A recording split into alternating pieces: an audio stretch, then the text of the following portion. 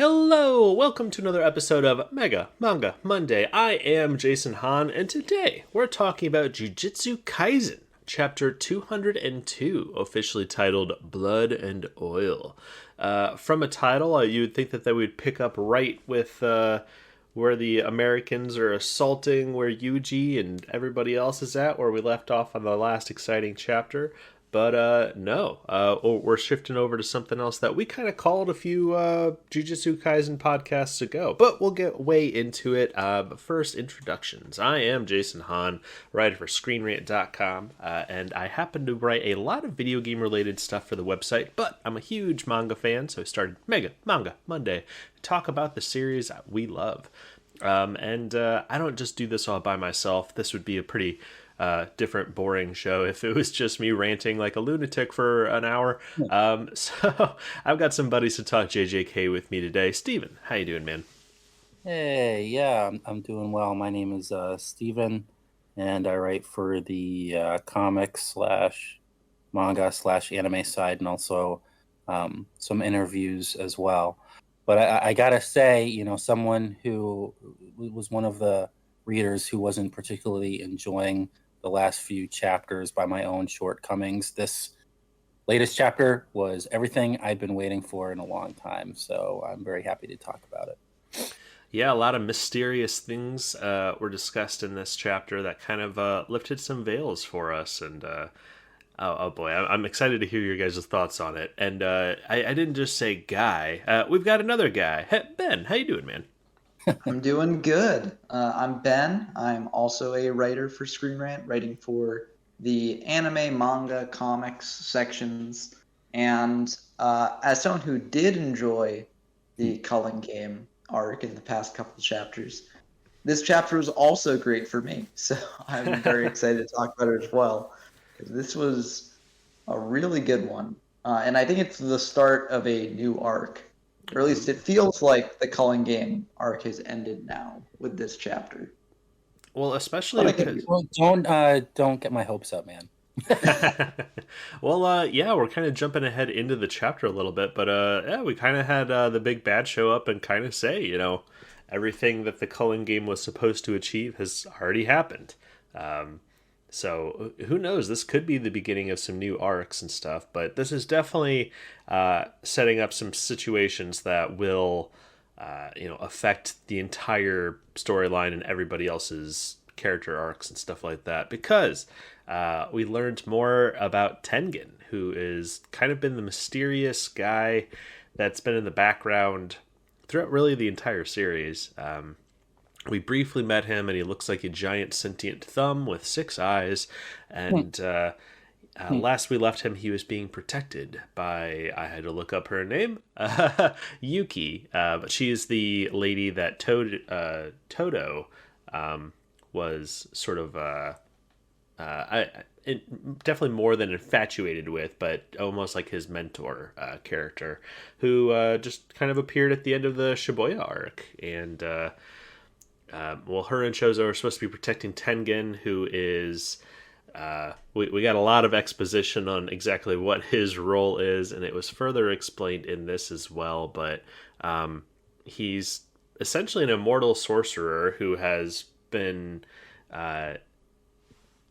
taking vessels, preferably young children or teenagers, to keep himself alive, or as we learned in this newest chapter, he's been doing it so he doesn't turn into some horrendous curse spirit that could potentially absorb all of the citizens of Japan and turn into some gigantic, terrifying eldritch horror curse spirit. And Kenjaku wants to do that because he's a bored person and he thinks it might be funny. The end. That's the chapter, guys. Thanks for listening on this Mega Manga Monday episode. Yeah, I think that was one of our best so far. Well, yeah. I kind of summed up the chapter a little bit there, but we definitely had a lot more to discuss in this chapter. Just a bit. But I thought it was really, really cool, of course, getting to sit down with Tengen, and Yuki has a interesting relationship with Tengen. Apparently, she at one point was considered a vessel for him to be taken over, which luckily I went to the Jujutsu Kaisen subreddit to read some very interesting comments on people's thoughts on this chapter. People who probably have a better understanding of the series than I do. But yeah, they were like, oh, maybe that's why she's been abroad for so long, because she, didn't want to like get taken over by Tengen or something like that. But just hearing like the dynamic between these two people, like somebody who obviously looks at Tengen objectively are different than everybody else, who kind of looks up at him as this almighty curse spirit character that is helping keep the balance. And she's like, no, you're actually kind of a jerk. Why do you have to use kids? And he's just like, oh, well, actually, I didn't even really need to transform. It's just something that kind of helps me out. And rightfully so, she's just like, well, then you're a jerk. And she can apparently hear the voices of the spirits that he's like taken into him, or her, they. And yeah, they them. Yeah. And excuse me. He cannot hear those voices, and she refuses to tell them about what those voices are saying. And she even says like she may have been on the other side. She may have sided with the bad guys if they were just trying to take control rather than kill all of the possible vessels. So Yuki is a very interesting character here. Like, she's objectively a good character, like on the, a good-hearted character, but here she is like saying like, oh man, I would have been a bad guy if if they weren't just trying to murder a bunch of people. Well, I actually it makes her fit in more with like the other two members of her like trio, right? Because she was, along with Geto and Gojo, she was like one of their group when they were going, when they were a lot younger and stuff and training as sorcerers. And each of them sort of has a break with traditional sorcerer society, right? Mm-hmm. We've seen Gojo working within the system to change it, and because he's so powerful, he's able to just do whatever he wants, to the chagrin of the older sorcerers. And we've seen Geto try to tear down the system by force. And then we see Yuki here, and she's just left the system, right? And now she's back, now that everything's sort of gone down the drain. But it's interesting to see how they all reacted to the society that they're rebelling against, and how they all rebelled against it in different ways. And that's a good point. And also, too, it just goes back to something that Megumi made a little while ago after meeting with Master Tengen for the first time. And it's something that's stuck with me ever since he said it, even though I don't really understand his reasoning, because it was kind of convoluted for me. But, right after meeting Master Tengen and going into the Culling game, Megumi, he made that comment, that basically put Master or Tengen in like a negative light, basically asking like, is Master Tengen actually on our side? Yeah, is to be trusted? Are they actually a good person? And this kind of this chapter just basically confirms what Megumi was, thinking about or worrying about, that Master Tengen isn't exactly everything that we've been portraying them as. And I guess just because, Master Tengen was saying that, didn't really actually have to have these vessels. It's just something that they were doing, but there was always another option. And so I guess it doesn't really put Yuki, I believe her name is, I forgot it already. Yep, that it was doesn't it. really make her a bad person. It's just the fact that, like, when she says that she would have, been working with the bad guys to go against Master Tengen. It's because Master Tengen isn't actually a good person. And it just kind of just goes to show that Master Tengen isn't everything that we thought he is, which I think is awesome. And I think the chapter did a really good job of explaining that. Now, to clarify on the vessel point, the way that I read it was Tengen saying that, they didn't have to take the vessels, but the vessels were like a stopgap measure, right? Like it was always going to end up at this point that they're at now, but the vessels sort of delayed it. So I read it not as like, oh, I just took them because there's no real reason for me to take them, but I just took them. I didn't read it as that. I read it as in the end this was inevitable. So I didn't really need to take them because it was just buying time. But I did because we were buying time. So that's how I read what they were saying, but it was very confusing. It was so. I don't know. I'm not sure if my reading's valid or not, but that's. I think it is because it's kind of how I read it too, and I do agree. It was kind of confusing, especially on my first read through. I had to read it a couple times, but I think that this chapter did a great job of just instituting or solidifying how shaky all these conditions around Tengen are right now. It seems like he even brings up in this chapter, he's just like, I have this force field to help keep my sanity because I've been alive for so long, and I could be wrong, but I think he was saying one of the reasons that he takes the vessels that it resets his flesh as well, so that it kind of helps keep him sane. But if that's why they use young vessels. So I mean, the whole thing basically, or my reading was that there was always another option. Like, so if he didn't have the vessels, then they could, just use that. What was it? The barrier technique to preserve their sanity. So it was kind of like a Hail Mary. But then again, and I guess it kind of just goes to show how beyond Master Tengen is in relation to a normal human or jujitsu sorcerer. Right. It's that if Master Tengen was a regular person like everyone else, then they would automatically be like, you know what, I'm going to focus on that barrier technique. Just because Master Tengen is saying that it was kind of like a Hail Mary in that they weren't sure that the barrier technique would work. So that's why they've been focusing on getting the children to act as vessels. But and that's kind of like the thinking that a god would have. It's like, oh, that's easier. I don't know that the technique would work, so I'm going to do what's easiest or that I know will work. And but if Master Tengen was just like every other jujitsu sorcerer, and there was a chance that they could save lives and not have to have a vessel, then Master Tengen would have gone that particular route. Just because they just don't have that humanity that most jujitsu sorcerers have.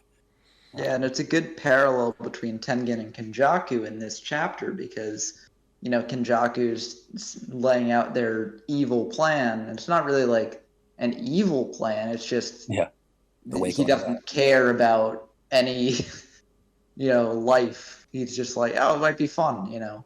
He just has a complete and utter disregard for human life, and that's why he's doing what he's doing. And it's similar to Tengen, where Tengen doesn't really care that they're ending lives to absorb them as their vessel. Tengen's just like, I'm just doing this, Yeah, so it's basically, with Master Tengen, how I say it's kind of like the ends justify the means. It's like, so long as my sanity is preserved and I don't become this massive, terrible creature that can destroy everything, then it's fine.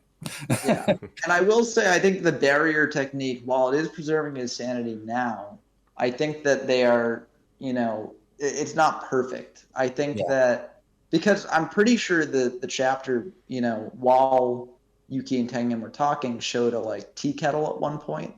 And that to me was like, oh, this is a thing where pressure builds up inside it and then it releases. So that's how I interpreted the spirit barrier as well. That it's preserving their sanity for now, but too much time in there, it might burst. Right. Possibly. And it just kind of going back to what I was saying earlier about how this chapter just set up so many ticking clocks, essentially. It's just like, okay, well, what happens if this barrier breaks that's helping keep his sanity? And it also is establishing that Yuki was, possibly still is, a vessel. And then Kenjaku's kind of explaining, saying like, well, the way I read it too is like Tengen, without all these things, might fully turn into like a curse spirit. It seems like he's attaining immortality by finding some sort of delicate balance between turning into like a full out of control curse spirit to, being a sorcerer with his sanity. And it seems like if all of these restrictions are lifted, then he might lose his sanity and totally turn into, the worst cursed spirit imaginable. And Kenjaku seems to want to use this cursed spirit that Tengen could possibly create or become to absorb all of the non-sorcerers of Japan, to create some terrible amalgamation of, as Kenjaku puts it, sort of like a new evolution of cursed energy. And it might have a funny face, so he wants to do it. Yeah. But I'll just finish this real quick. Just like the chapter just sets up all these things, and it's terrifying because I almost think like if Kenjaku loses a little bit of his sanity, he might just be like, oh, I have this vessel, this star plasma vessel right here. I could see him taking over Yuki to try to fight Kenjaku possibly. It's just there's a lot of very delicate situations that were presented in this chapter, and I kind of feel like we needed this. Like I haven't felt like that. I haven't felt this like level of suspense throughout the Culling game, just because this is all stuff that really the whole series has been kind of dancing around a little bit. So I what you guys were saying earlier, this feels like it could be the beginning of a new arc, because the purpose of the Culling game seems to have had its result, and excited to see it all explode from here. Yeah, no, I completely agree. And just going back to that comment about Kenjaku at the very end, that this chapter did a really good job of just making him appear like a complete psycho. It's one of those things where you either have a Tengen villain or Kenjaku? Kenjaku. Okay. Yeah. It's where you either have a villain who has this really elaborate reason for why they're doing all these horrible things, or you can have the type of villain who just does things just because. And Kenjaku seems to be falling in that latter category, which I find really exciting. It's not like it doesn't go to the same lengths as the Dark Knight did with Joker, where Joker is just someone who likes to see the world burn. But Kenjaku does kind of fit in that category just a little bit, because it's like, I wonder what it'll look like, and I'm just doing this because it's like if it does this, awesome. If it gets a silly face, that'll be funny, wouldn't it? Like, it just makes him all the more unpredictable and scary. So like, even though I really like those elaborate type of villains where like, I'm doing this because I have this master plan and this and that, I do like it when we get a character like this who's kind of, it's impossible to gauge what they're thinking or wanting to do. Mm-hmm. Yeah, and it's an example of like an immortal character done well, right? Because with immortal characters, I think it can often fall into a couple different categories. One of the more prevalent ones that you see is like, they've been planning things for centuries, and now their plan's finally coming into place. And they're going to take like power or whatever. And those can be done well as well. But on the other hand, you can have just like, I've been around for centuries. What else is there to do? I mean, I guess, mass murdering everyone and seeing what happens, when you turn them into this giant cursed spirit.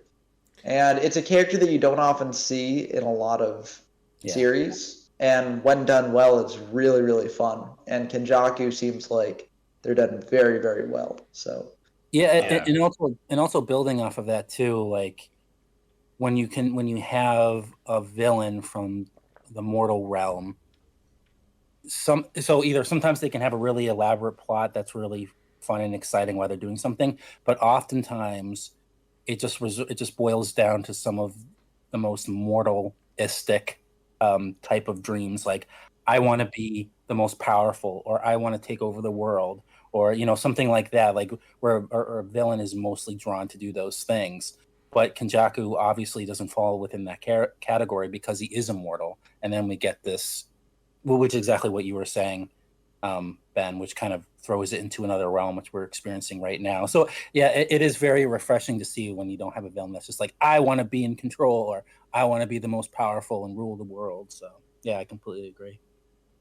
Well, it reminds me of like Full Metal Alchemist, and honestly, kind of a theory we've had about where Berserk could be heading too. It's just like you have these like larger than life characters, just like, you know what, I wonder what would happen if I just like ended the world and sacrificed all of these people to create something. Wouldn't that be? Well, I thought Full Metal Alchemist was that they wanted to become a god, right? So they wanted to sacrifice. Well, I get the spoilers for Full Metal Alchemist. So, but I sort of view Father as like sort of the opposite of Kenjaku, where he's got the plan that he spent centuries getting into motion. He's instigated a war and set up everything so that the Philosopher's Stone can be made with all the people, and all to the purpose to make himself a god. So whereas Kenjaku's like, you set up the calling game and all that stuff for the purpose of like, turning everyone into a cursed spirit, but he doesn't know what's going to happen, unlike Father. Father's doing it for a specific goal. Kenjaku's just like, I don't know. Entertainment. Yeah. Well, yeah, I completely agree. I just think kind of to reinforce what Steven was saying, it's very interesting to see like these characters that have lived for so long. You can have it go one way, or you can have it go another way, and I love this idea of like an immortal who is just bored, and exactly kind of like, I love how you compared him to Dark Knight Joker. It's just like, he just wants to see the world burn. Like it'll make him smile. It might be silly. But speaking of another like overly powerful character in this series too, I wonder if Sukuna is like familiar with this plan and like wants him to do it. So then, because Sukuna is the battle, lack of a better term, battle horny. Just always wanting to fight like the new strongest dude. And I almost wonder if that's like Sukuna's like overall plan is to help this thing come into fruition, so then he can fight this giant thing that looks like something from a Bloodborne video game I love so much.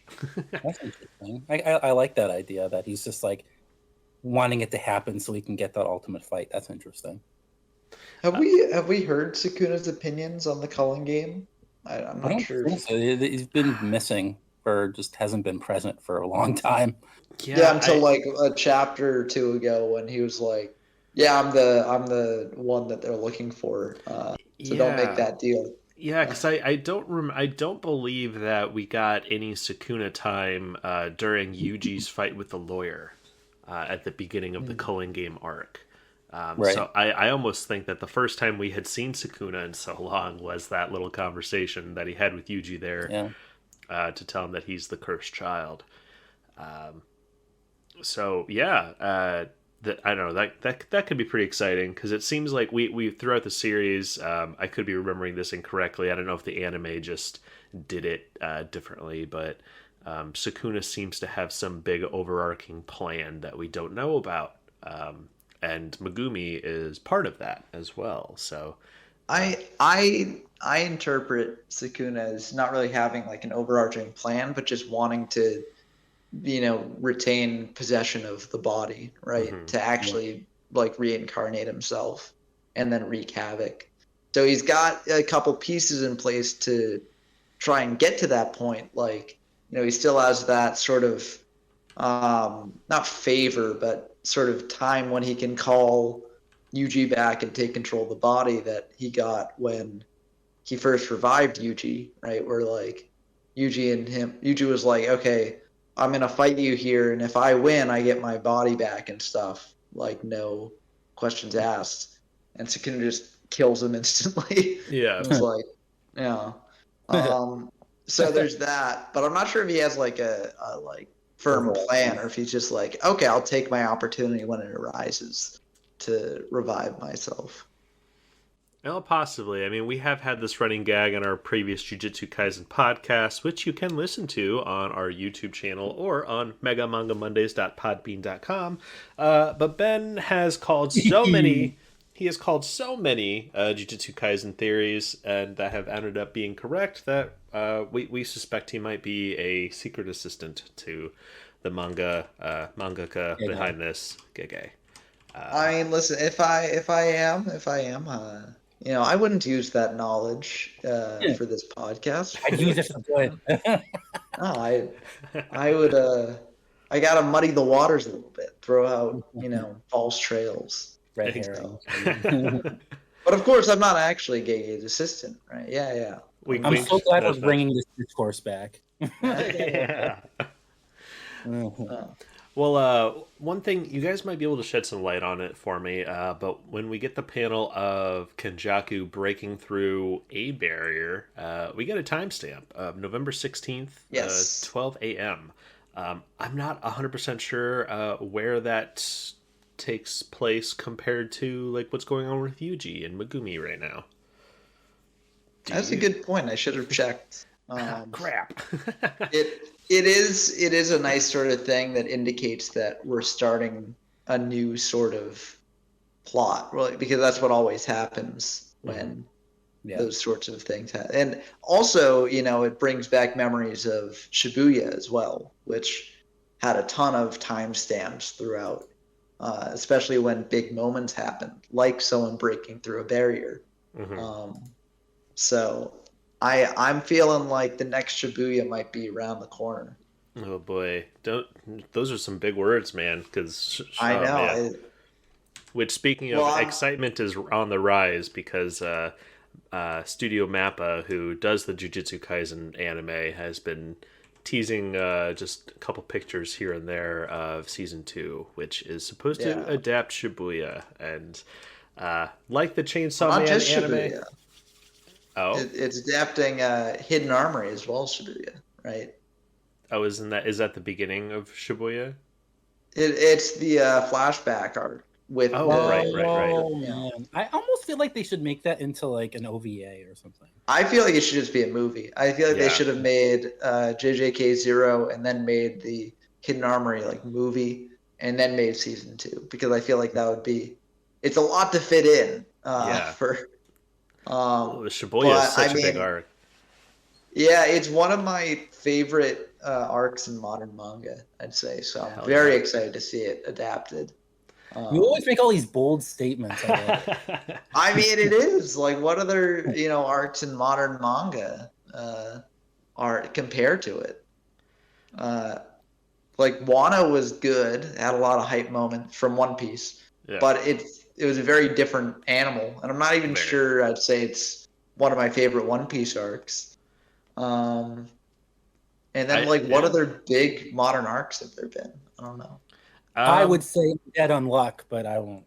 Oh yeah, I haven't read that, so I can't speak on that. The first one that comes to my mind would probably be One Punch Man Monster Association arc, which is that's a very good arc as well. Yeah, but a very different animal, of course. Yeah, see, the thing about Shibuya that I like so much is how much it changes the status quo as well, and there's no filler, right? And I think that's the big difference between that arc and One Punch Man's Monster Association arc, and also One Piece's Wano arc, is that I feel like you could cut things from those and still be fine. Yes, I agree. I have a question. Do you want to? How would you compare it? Because I feel it's completely different, but it's kind of similar in the intricacies of it. How do you feel that Shibuya arc compares to the whole voyage to the Dark Continent and Hunter x Hunter? Just so we can get a chance to talk about Hunter x Hunter. Well, see, the thing is that arc's not complete, so I can't say. I mean, the Succession Contest is currently one of my favorite arcs running in manga, right? Because it's just I love Hunter x Hunter, and it's just going in. It's going all in. Like, I think the Succession contest arc might be my favorite Hunter x Hunter arc. Which but I it's- gotta say this for Ben and Steven's benefit. But if you would like to hear Mega Manga Mondays talk about the new Hunter x Hunter chapters, please let us know in the comments, because we'd be happy to make that for you. We've just been trying to get enough people to talk about it. But if you really want to hear us talk about that, we'll make it happen. So let us know in the comments. But proceed. Yeah. Sorry for interrupting. And Ben and I have very different opinions, so it would be a fun. Okay. It would be Yeah, fun. no, I mean, I'm excited to. Yeah, no, I always love when we disagree on something because it's like it makes for a very fun discussion. But Well, yeah, I mean, I love this art, and like, I'm not even sure we're halfway through. Is the thing, so there's a lot to go. On But- Hunter Yeah, I x mean, Hunter.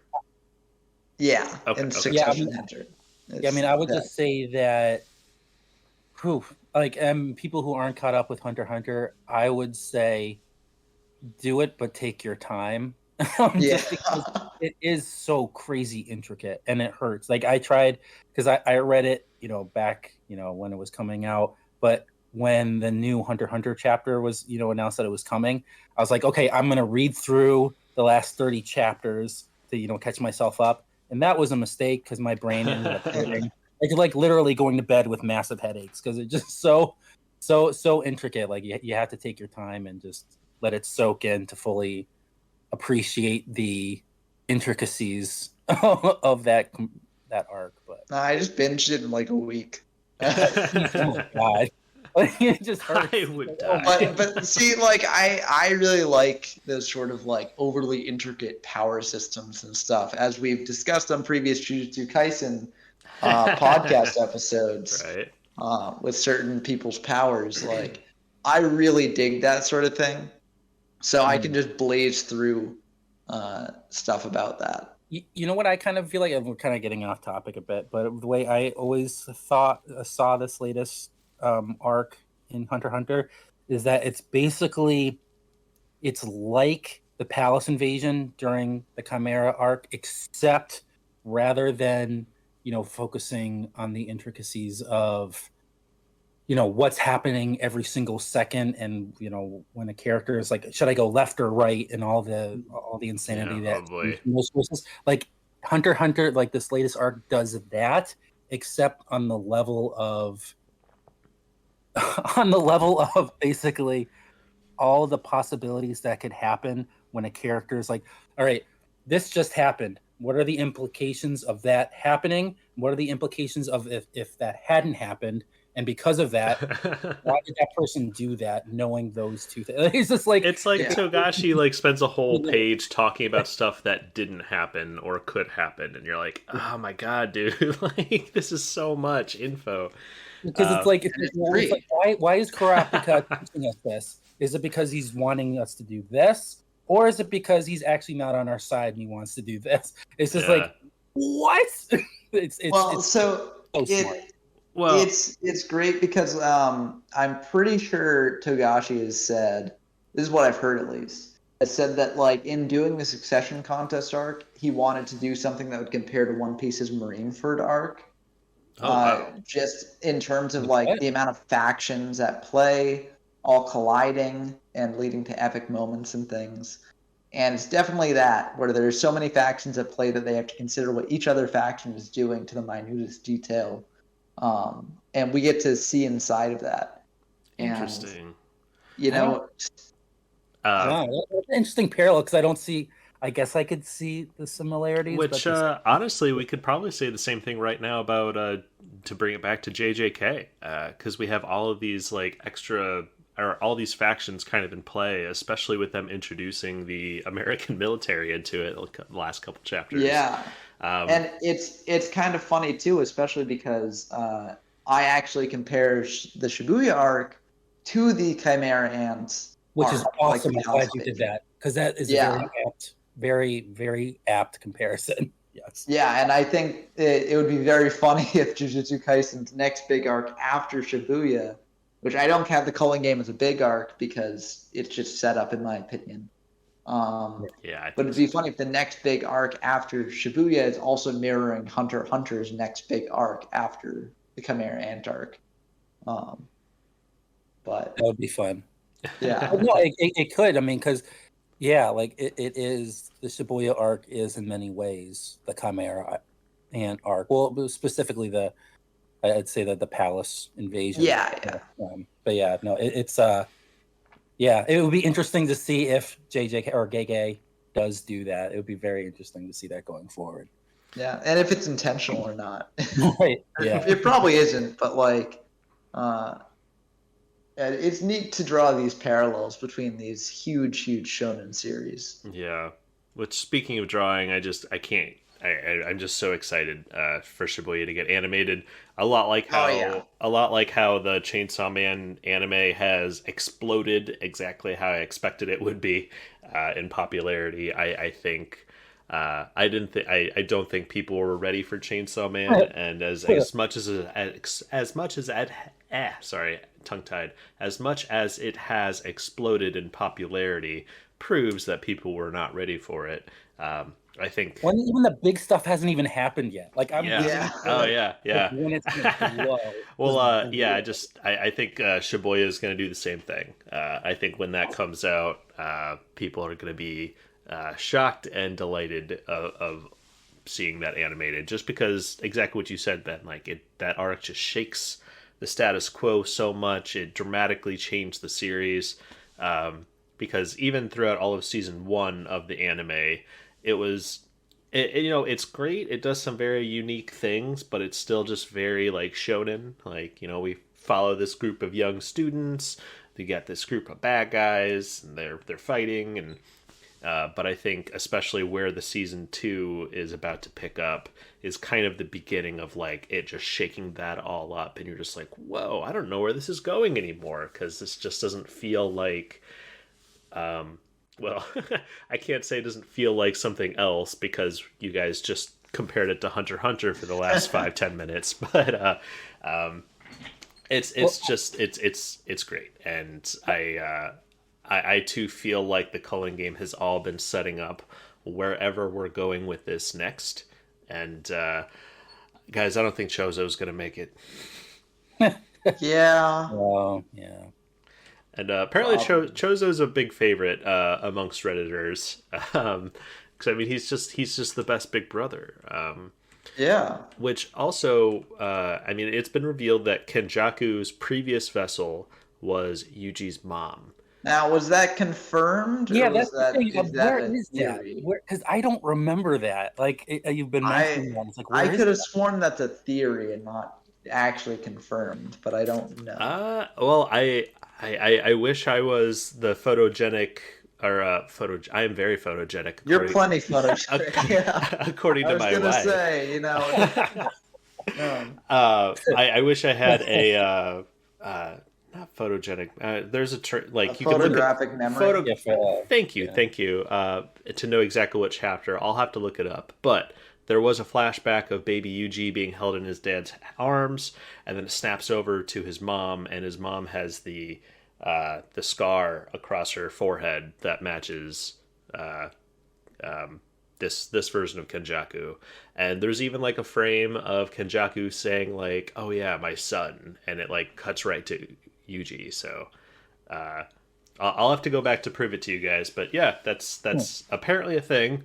Kenjaku is the mother of Yuji, and so that's kind of all playing into his plan some way or another there. But with that being said, Chozo and his brothers are also sort of creations of Kenjaku. So they are legitimately like half brothers, Yuji and Chozo. So it's not just a weird like, oh yeah, I Sukuna implanted that into your brain that we are best friends and brothers, which I thought was really, really cool. But yeah, I don't see things going well for Chozo here.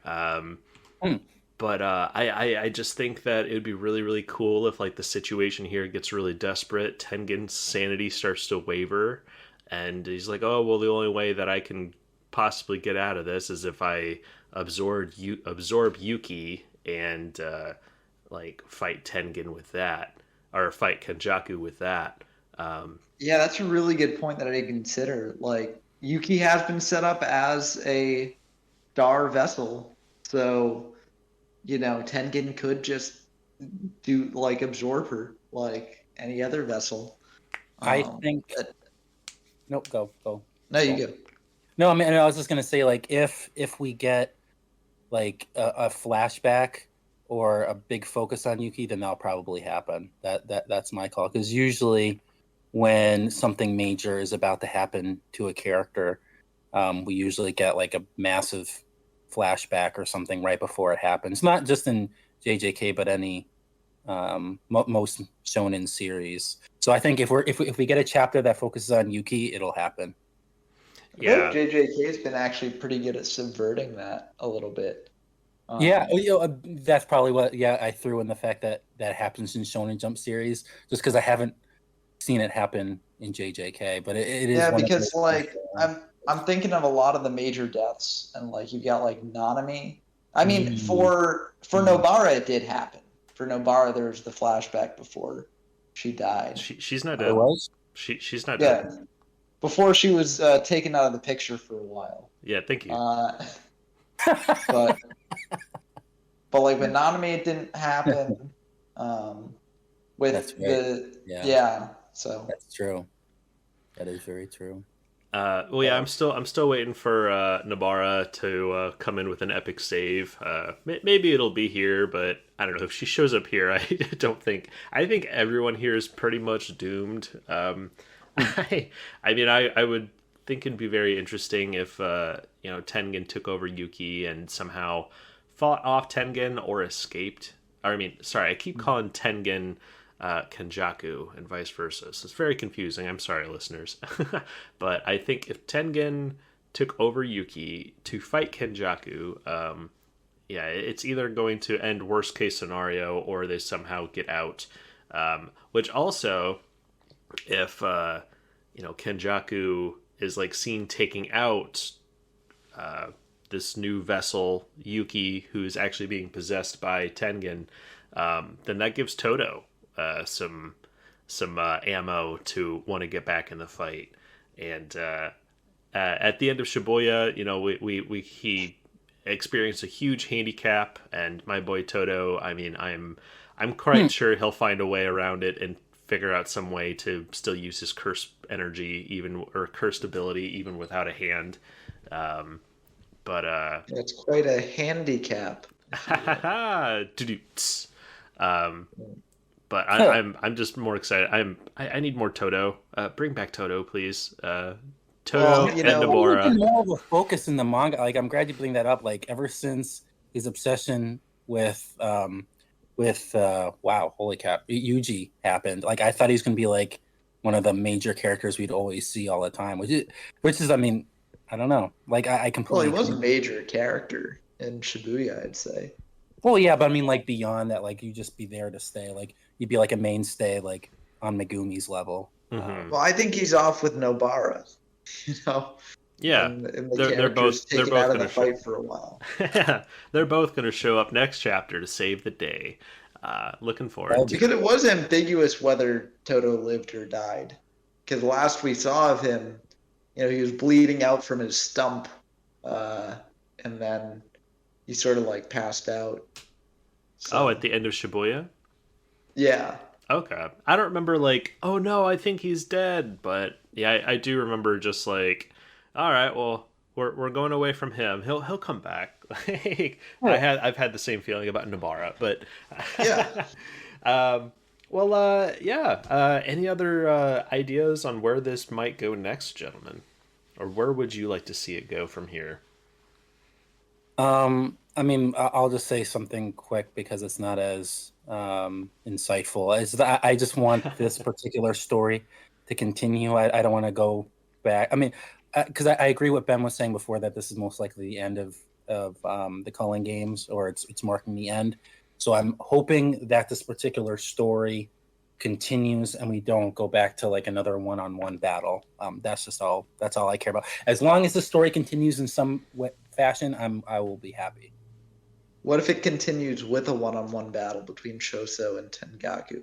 Or now I'm doing it too, Kenjaku. Sorry. I don't know. I don't want any more battles. I don't know. I'm all for that because these are two characters we know and are established. So I'm all about this fight. I guess it's just because I've been watching or reading a lot of manga lately where there's just so much blood manipulation, and it's not Gege's fault. I've just been kind of overloaded on that I don't want to see another blood manipulation battle.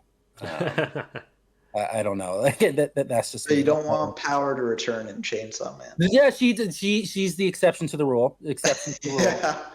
Power is always the exception. Guys, I watched the newest episode. She totally returns in the Chainsaw Man anime. So that's all we'll say there.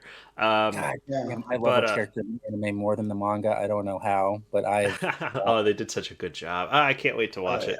But Chainsaw Man's another series we talk about on Mega Manga Mondays. So that's another series you are caught up on. Please check that out as well.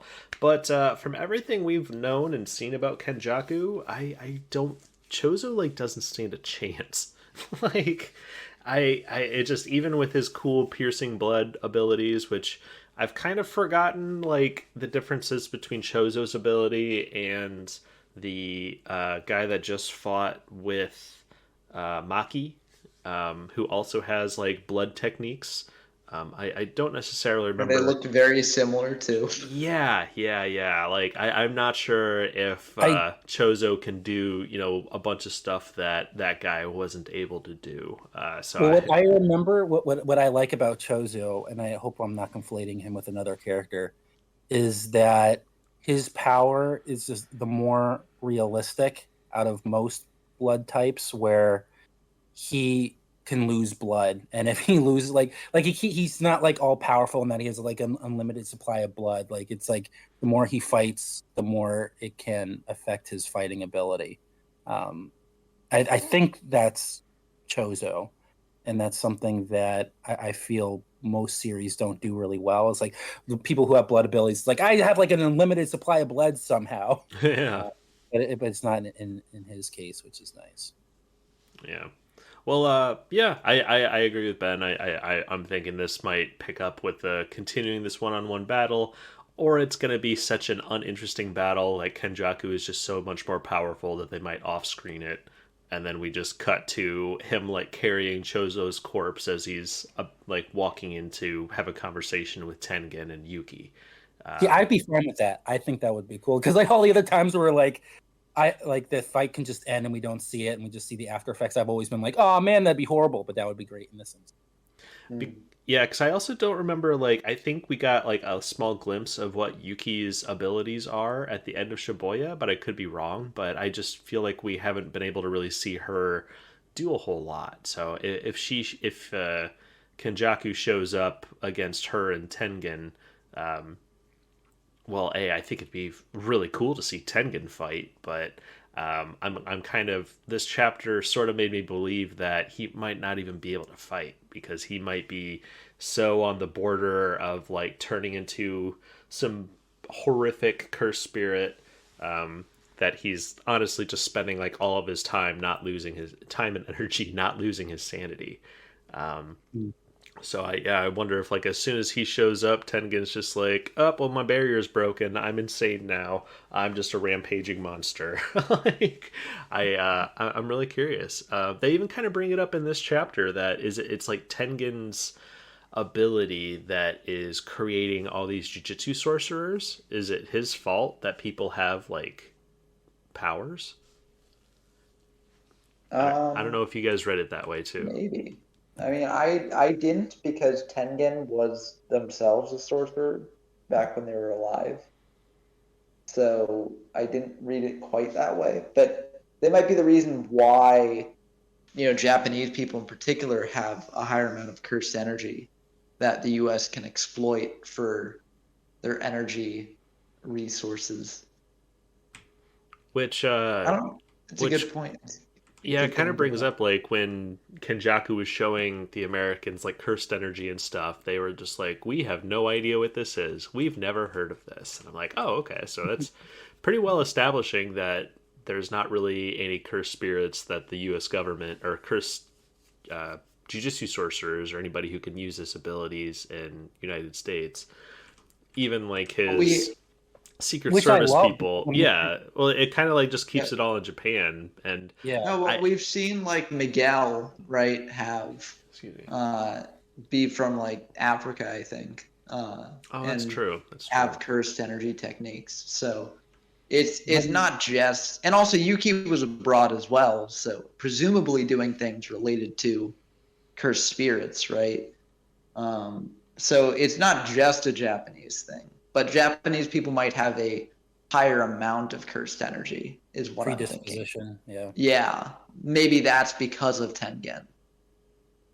But I do like that though, that the majority of it or what we've seen is in Japan, because it makes it into like a discrimination type of thing where it's like the US isn't just going against all jujitsu sorcerers around the world. It's just focusing on Japan, which makes it into like a much bigger problem than just it being like I'm going against every jujutsu sorcerer. It's just like just a nationality thing, which is a really intense type of dynamic. Yeah, absolutely, because that's happened before in the real world. Um, but oh, I found the panel.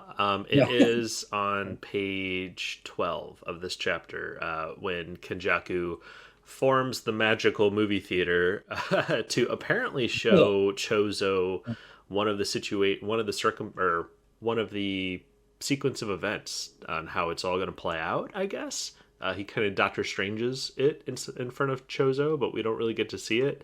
But in the panel here, it says in Shibuya, Yuki pointed out that optimizing cursed energy through Tengen means people become sorcerers. So I wonder if that's supposed to act as like, okay, that's how everybody has powers, is through Tengen. I think it's just another way to get the powers, right? Okay. Because we've seen other ways to get powers from around the world through like Miguel and stuff like that. Yeah. So unless it's a retcon, I think it's just like this is the Japanese way. This is the way that the country of Japan has been doing it. Yeah. At least the most prominent. Yeah.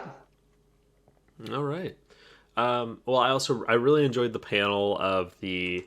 I kind of take back what I said about the we barely get to see the sequence of events play out from Kenjaku showing like a movie theater experience. We get the couple pages of the Japanese populace essentially all turning into some terrifying creature. And before all the panels, it almost looks like Shigaraki right now in My Hero Academia, before it morphs into this giant, like, black centipede sort of thing, which, looks a lot like a Bloodborne Amy Cordalia, which is it's only a few listeners might know what I'm talking about there, but yeah. And then Kenjaku saying, "I feel like a toddler holding a crayon on a blank sheet of paper. He wants to create something new, possibly sacrifice a huge section of the world's population for it." So, I don't think that's going to come to fruition, but we'll see what happens. But anything else about Jujutsu Kaisen before we go into plugs and recommendations, gentlemen? I mean, I just got to say that maybe it's just because of how prevalent Chainsaw Man is, but now whenever I see a movie theater scene in a manga, I automatically think of Fujimoto. Like, I honestly thought of Fire Punch in this movie theater scene. Yes, yeah. But yeah, it's just like I can't. Whenever there's a movie theater scene, I just automatically think of Fujimoto. I'm sure he would love to hear that. As much as that guy loves movies. Yeah, right. Well, all right, guys. I think that'll do it for our JJK chat today. This has been Mega Manga Mondays, talking Jujutsu Kaisen Chapter 202. We'll go ahead and move into plugs and recommendations. I please like, comment, and subscribe. If you're listening to this on YouTube or on one of your podcast things, please follow us. But we also do other chats where we talk about series, new chapters from One Piece, Chainsaw Man, Boruto. There's some new Naruto mangas coming out, which have been very enjoyable for people who aren't totally loving what Boruto is doing to the Naruto franchise. Whoa, whoa, whoa, whoa. We talked in full about that in our last Naruto slash Boruto chat. Lot of fun conversations, but yeah, please check out Mega Manga Mondays and reach out to us on Twitter at @mmanga_mondays. Let us know if there's any series you really want us to talk about, like Hunter x Hunter, or if there's anything I think we missed in our conversation here that you think we should bring up or chat about. Would love to hear from you. Also, I have a YouTube series called Hansi and Friends. There I like to stream on Wednesdays and Sundays.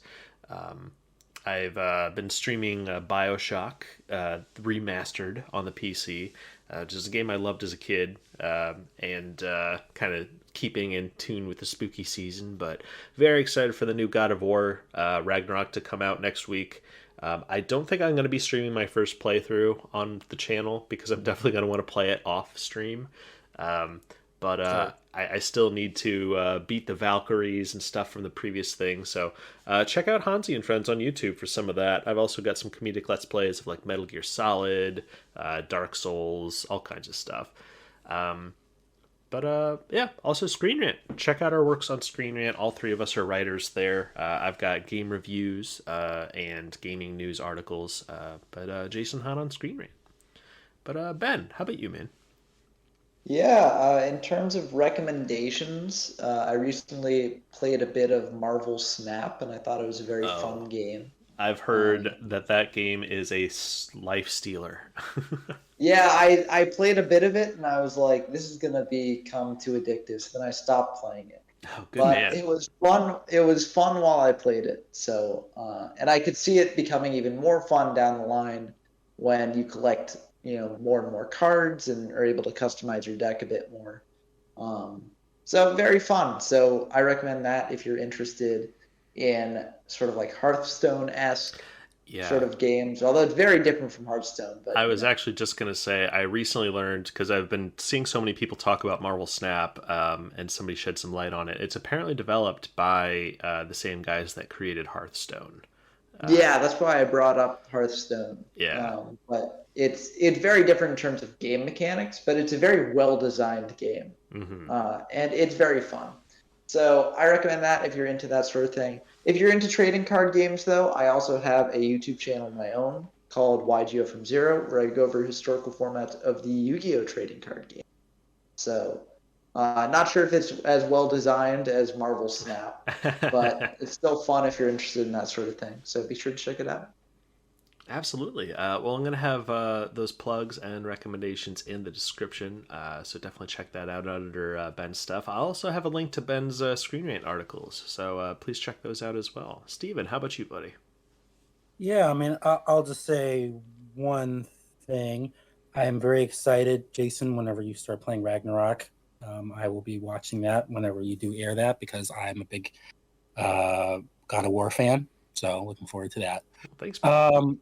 And I'll say, I mean, so for recommendations, I'll just say that I'm still enjoying the heck out of Shonen Jump Plus's Make the Exorcist Fall in Love. I know I've mentioned it a few times, but the latest chapter that came out today kind of slapped me in the face a bit. Made a few pitches off of that one chapter earlier today. So hopefully we'll get to write about that soon and hopefully it gains more recognition because I love Make the Exorcist Fall in Love.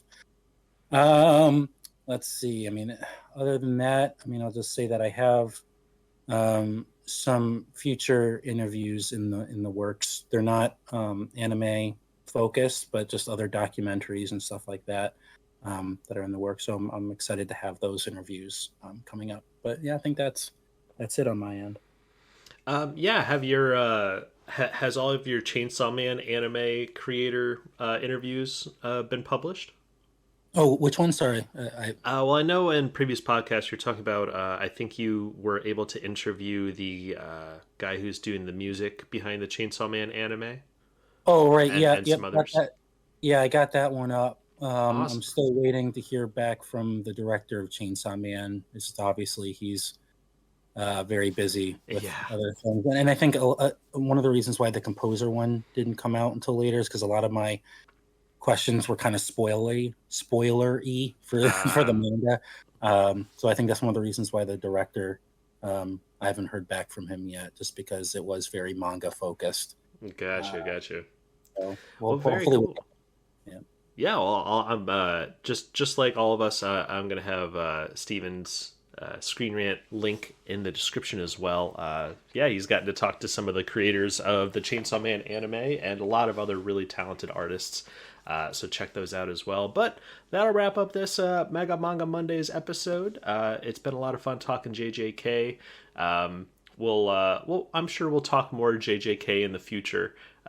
It's just kind of hard to fit it into our very busy schedule with all the mangas that are going on right now. But hopefully next week's is a very exciting one, and would love to hear from you. But thanks for your time today, guys, and I look forward to the next one. Yeah, I'll see y'all next time. Yep. Peace.